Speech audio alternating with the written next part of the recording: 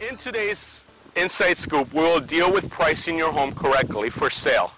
As sellers, you need to understand that technology, curb appeal, paint color, open houses, and yard signs are all part of marketing your home to attract buyers.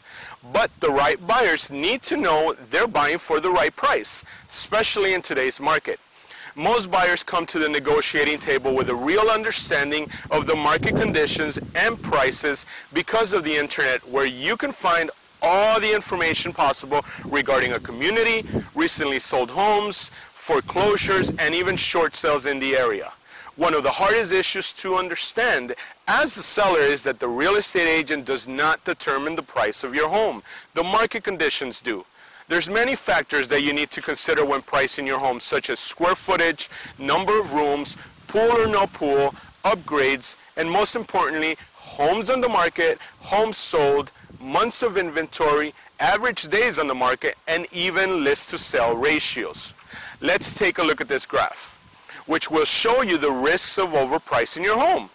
As you see, fewer buyers will be willing to consider your property the higher the price above realistic value your property is priced at, because buyers are more educated either by their agents or themselves. This is why pricing your property competitively will help attract a larger pool of buyers. In conclusion, the questions you have to ask yourself are the following. Why are you entering in this market at this time? How soon do you need to sell, and why?